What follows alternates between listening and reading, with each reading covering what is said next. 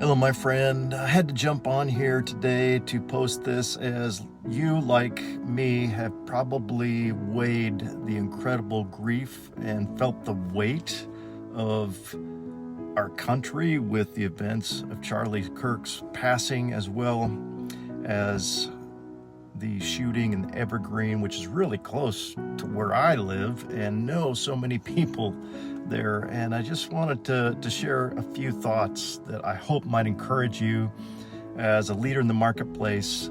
And more than ever, you are needed to give your voice, your conviction, and your leadership in these times. And so I want to share just a few things that I hope that'll encourage you and help, that has encouraged me as I've been processing this.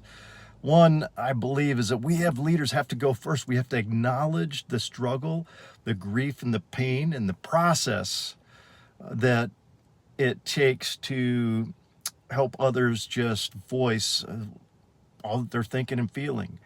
For example, one of the news anchors yesterday, right in the middle, said, "I don't know where we go from here in this broadcast or in the country." That was well said, and I loved the transparency and vulnerability of that newscaster in that moment. Was amazing. Regardless of what you think about things in a political realm, I hope that you'll process this in a way. So yeah, be vulnerable, lead, share your thoughts with your family, with your team members. This morning, I led a group of business owners, and the first question I asked was, "Where is your heart feeling tender today?" And I didn't say anything about the events, and immediately everyone started chiming in, and the game plan we had for today was hijacked, and we had an amazing discussion on a deep level. And the only way that happens, if you ask good questions, you share, and you go first, I believe. So I've heard anger, I've heard outrage, burden, brokenness, feelings of fear. I don't feel safe. No one is safe anymore. I can't believe the calloused hearts of some who are even rejoicing that this has happened. All of that is essential to healing and processing emotions well. We can't be spiritually mature. We can't be great leaders unless we're also emotionally mature, knowing how we're feeling and processing it well. That's the example of Jesus. Secondly, I want to remind you of this. My friend, you have been born for this. Jesus was and is the light of the world. You are his representative if you are a follower of Jesus Christ. If not, I hope you'll become one, because it is the only hope in the world today that makes any kind of sense. God has called you and me to manifest his light through your being, embody and bring the very person of Jesus' character, his boldness, and his hope, his healing to your sphere of influence. Isaiah 60 says this, "Arise and shine, for your light has come. See, darkness covers the earth, and thick darkness is over all the peoples, but the glory of the Lord rises upon you. Indeed, his glory appears over you. Nations will come to your light, and kings to the brightness of your dawn." My friend, you are not here by accident. You are anointed for such a time as this.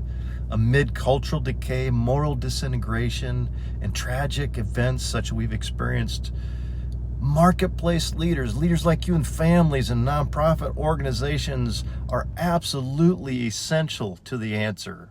You are the salt, the light, the stabilizing force of the world, the embodiment of Jesus. You carry the voice of courage, clarity, and compassion. You were born to lean in, my friend, not shrink back. Don't shrink back during this time. And lastly, I just encourage us all, let compassion and love lead with our courage. Boldness without love is weak. It doesn't change anything. In 1 John it says, "Perfect love casts out fear."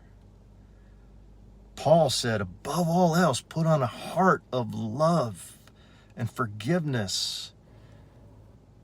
Rise above, my friend, the fray of all that is evil and overcome evil with good. And you can only do that as you surrender to Jesus, ask his Spirit to possess you. That's what I'm asking for. So as you stand today, lead with tenderness. Lead with tenderness. Pray for, obviously, Kirk and his family, those in Evergreen, others that are hurting in your workplace and neighborhood. And pair it with unflinching courage while you speak life and brings God's redemption and his restoration in the domains he has installed you to be faithful in. This is, my friend, the life you and I were born for. Let's live it and let's lead it. Make the light shine even brighter in the darkness. Lord bless everybody. Have an amazing day.